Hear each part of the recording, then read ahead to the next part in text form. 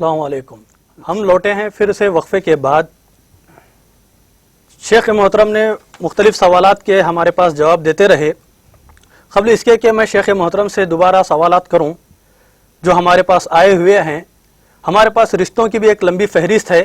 میں ان کو چند نام گنا کر کے پھر سوالات کا سلسلہ شروع کروں گا. ان میں سے ہیں کلیم الدین، جن کی لڑکی ہے BSc، عمر ہے ان کی 24 سال، ہائٹ ہے ان کی 5.3 اور ان کا رنگ ہے فیر. کلیم الدین صاحب جن کی لڑکی ہے BSc کی ہوئی ہے اور ان کی عمر ہے 24 سال، ہائٹ ان کی ہے 5.3، رنگ ان کا فیر ہے.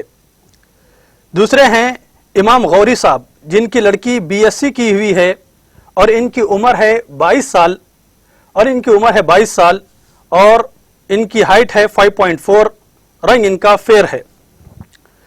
امام غوری صاحب جن کی لڑکی BSc کی ہوئی ہے، ان کی عمر 22 سال ہے اور ان کی ہائٹ ہے 5.4، رنگ ان کا فیر ہے.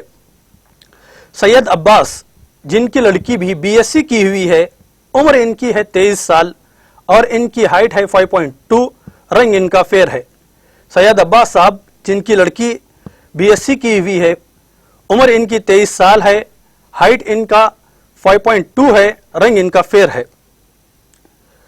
وحید خان صاحب جن کی بیٹی ماسٹر کی ہوئی ہے انجینئر میں اور ان کی ہائٹ ہے 5.6، عمر ہے ان کی 24 سال.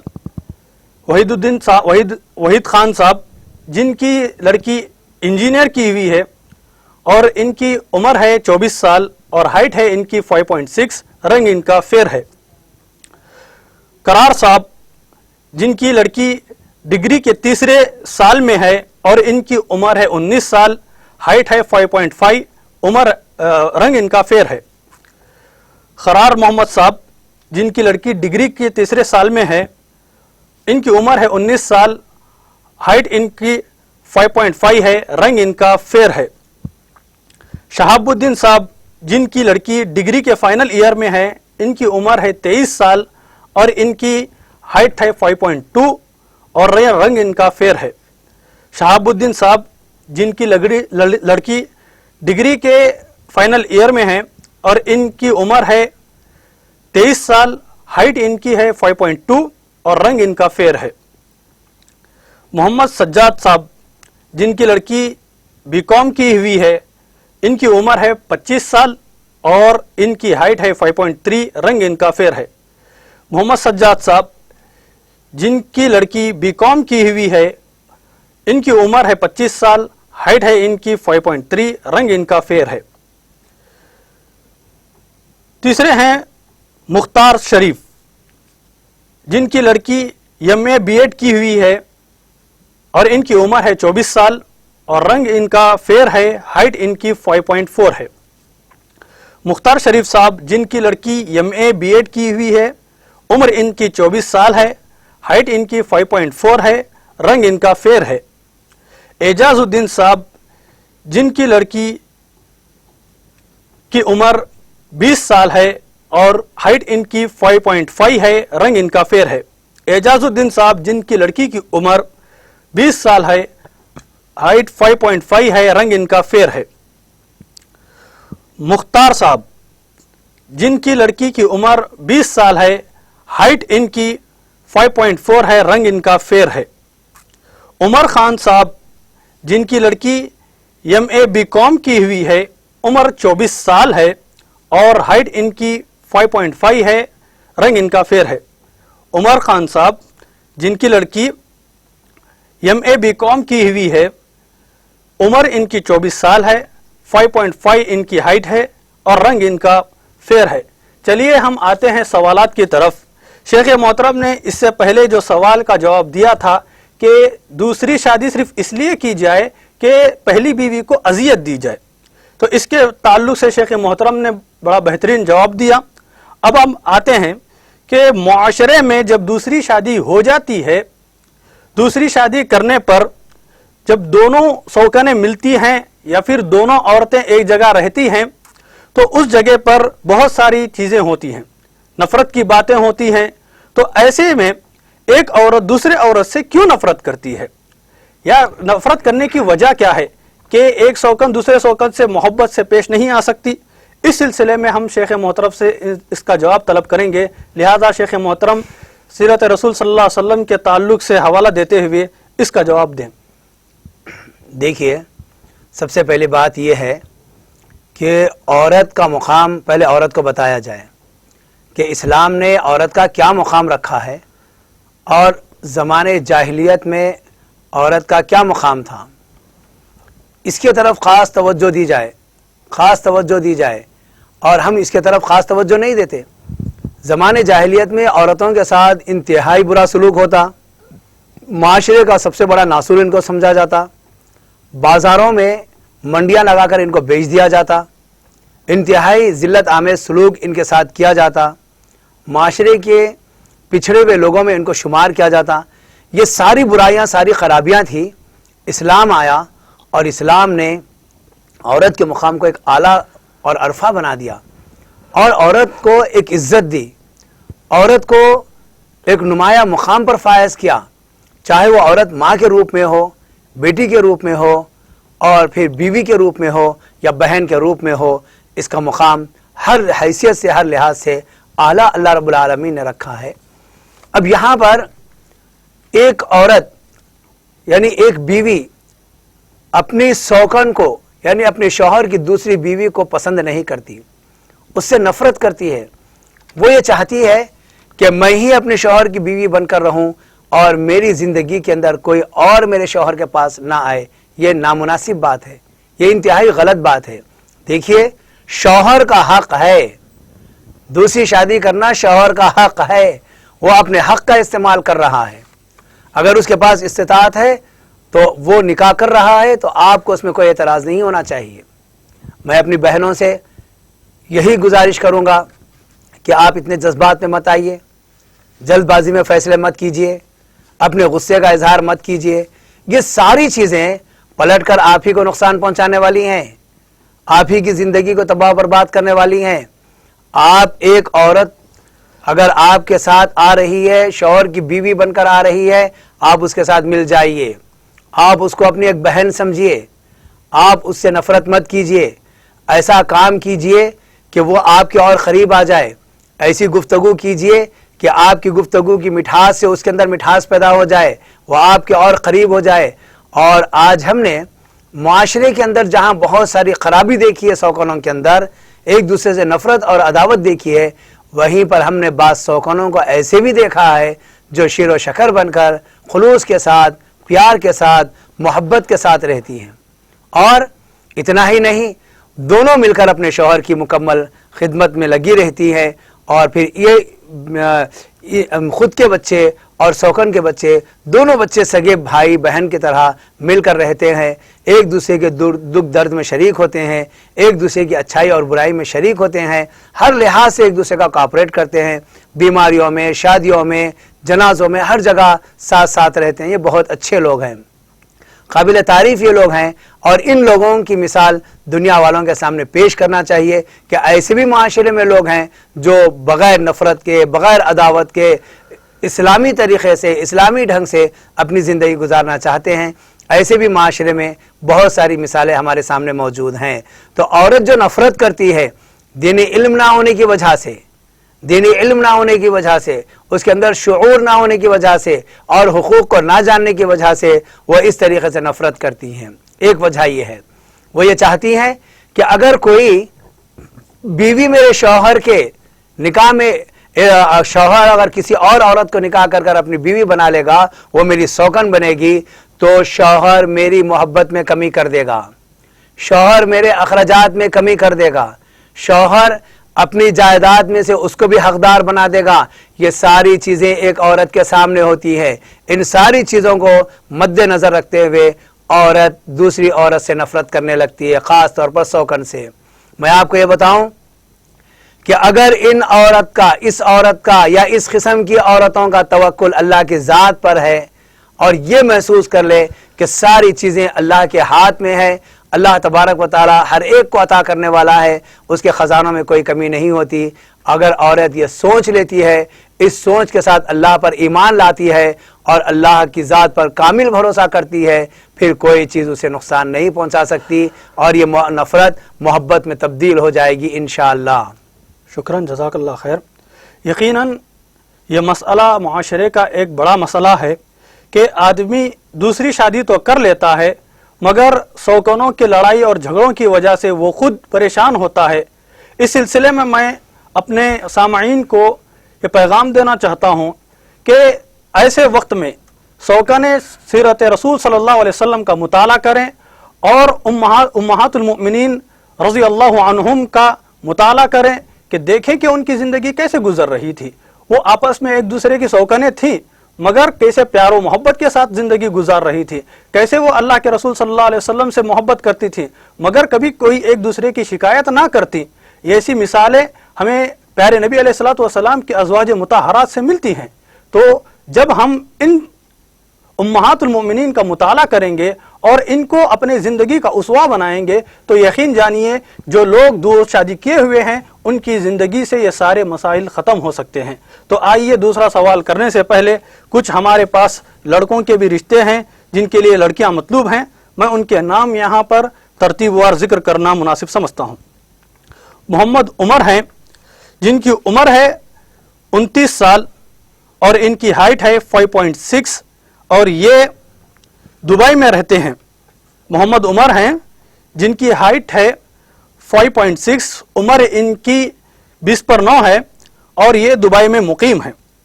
سید مجیب جو BCom کیے ہوئے ہیں اور ان کی عمر ہے 28 سال اور ہائٹ ہے ان کا 5.8 اور یہ اپنا کاروبار کرتے ہیں۔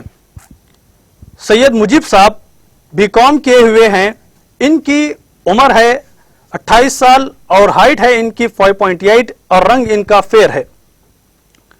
اور عبد المدثر جو BSc کیے ہوئے ہیں، ان کی عمر ہے 27 سال، ہائٹ ان کی ہے 5.11، رنگ ان کا فیر ہے، یہ دبئی یہ قطر میں آفیسر ہیں۔ عبد المدثر BSc کیے ہوئے ہیں، عمر ان کی 27 سال ہے، ہائٹ ان کی 5.11 ہے اور یہ دوحہ قطر میں رہتے ہیں۔ تاج الدین صاحب SSc کیے ہوئے ہیں، عمر ان کی 30/7 سال ہے اور ان کی ہائٹ 5.7 ہے۔ تاج الدین صاحب SSc کیے ہوئے ہیں، عمر ان کی 27 سال ہے، 30/7 سال ہے اور ان کی ہائٹ 5.7 ہے۔ لہٰذا ہمارے پاس ایک اور سوال آ رہا ہے اور سوال کا ہم جواب طلب کریں گے شیخ سے اور اس کے بعد پھر سے کچھ اور رشتے باقی ہیں ان کا ذکر ہم کریں گے۔ کیا دو بیویوں کو ایک گھر میں رکھنا درست ہے کہ جب آدمی دو شادیاں کرتا ہے اللہ کے حکم کو سامنے رکھتے ہوئے اور وہ کسی وجہ سے دونوں بیویوں کو ایک گھر میں رکھنا چاہتا ہے تو اس کے تعلق سے شریعت کیا حکم دیتی ہے؟ کیا دونوں بیویوں کو ایک ساتھ ایک گھر میں رکھا جا سکتا ہے یا نہیں؟ شیخ محترم اس سلسلے میں جواب عنایت فرمائیں۔ جی، اس سے پہلے ابھی رشتوں کے تعلق سے جو بات ہو رہی تھی اس میں ایک نام آیا عبد المدثر۔ عبد المدثر نام نہیں رکھ سکتے۔ مدثر اور مزمل اللہ تبارک و تعالیٰ نے یہاں پر اللہ کے نبی صلی اللہ علیہ وسلم سے خطاب کرتے ہوئے فرمایا کہ اے چادر اوڑھ کر سونے والے، یا ایھا المزمل یا ایھا المدثر کے معنی اے چادر اوڑھ کر سونے والے۔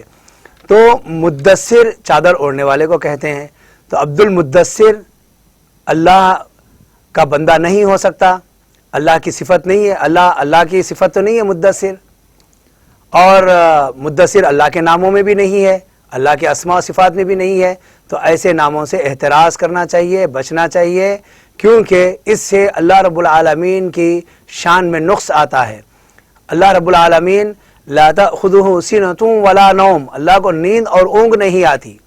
اللہ تعالیٰ سونا تو دور کی بات ہے، اللہ کو اونگ تک نہیں آتی، اور ایسے نام ہم رکھ لیتے ہیں لاپرواہی کے ساتھ۔ اس کی اصلاح کرنا بہت ضروری ہے، چاہے کسی بھی عمر میں ہو، ایسے غلط نام رکھے گئے ہیں تو ان کی اصلاح کرنا ضروری ہے۔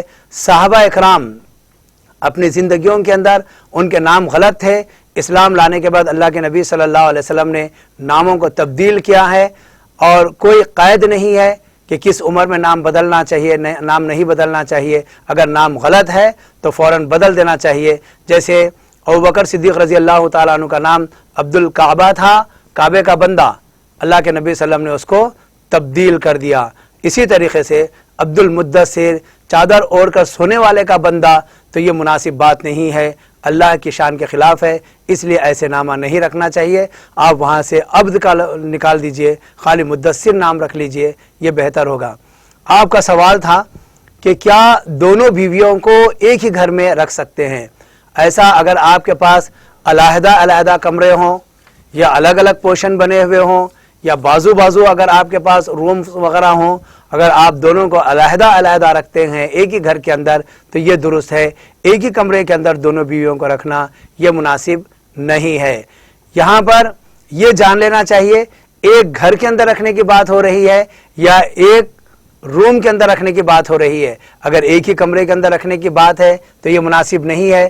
اگر ایک ہی گھر کے اندر رکھنے کی بات ہے، علیحدہ علیحدہ کمرے بنے ہوئے ہیں، اس میں اگر رکھ رہے ہیں تو کوئی حرج نہیں ہے۔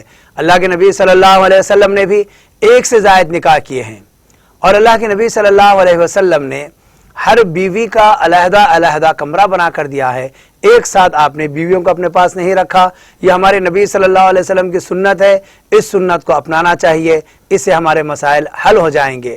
اگر کسی وجہ سے اکٹھا بھی رہ رہے ہیں لیکن رات کے اوقات میں ان کے سونے کی جگہوں کو تبدیل کرنا یہ لازم اور ضروری ہے، اکٹھا سونا مناسب نہیں ہے۔ شکراً، جزاک اللہ خیر شیخ۔ اب تک جن سوالات کے شیخ محترم جوابات دیتے آ رہے تھے وہ عقد ثانی کے تعلق سے جوابات رکھتے تھے، لیکن ایک ایسا سوال آ رہا ہے جو معاشرے کا ایک سلگتا ہوا موضوع ہے، اور قریب میں ہم نے حالات دیکھے ہیں کہ کیسے حالات رونما ہوئے تھے عائشہ بانو کو لے کر جو کہ گجرات میں تھی، اور اس جیسی ایک نہیں بلکہ سینکڑوں نہیں بلکہ ہزاروں ایسی عائشہ ہے جو آج جہیز کی وجہ سے یا تو ستائی جا رہی ہیں یا تو جلائی جا رہی ہیں۔ لہٰذا ایسے میں لوگ اس سلسلے میں بہت زیادہ پریشان ہیں کہ ہم اپنی بیٹیوں کو کریں تو کریں کیا، کہ جہیز کے سلسلے میں ہم لوگ اس قدر پریشان ہیں کہ اپنی بیٹیوں کو شادی کرنا چاہتے ہیں مگر اس سلسلے میں ہم رکاوٹ بن رہے ہیں۔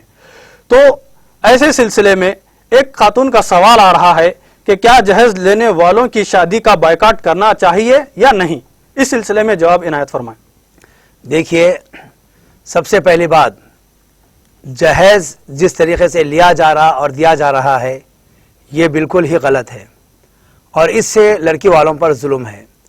چاہے لڑکے والے مانگ کر لے یا پھر خوشی سے لے، یہ مناسب بات نہیں ہے۔ اور دوسری بات میں یہ کہوں گا، یہاں پر لڑکی والے بھی ذمہ دار ہیں۔ عام طور پر جہیز کے تعلق سے لڑکوں کو ذمہ دار قرار دیا جاتا ہے، لڑکے یقیناً ذمہ دار ہیں۔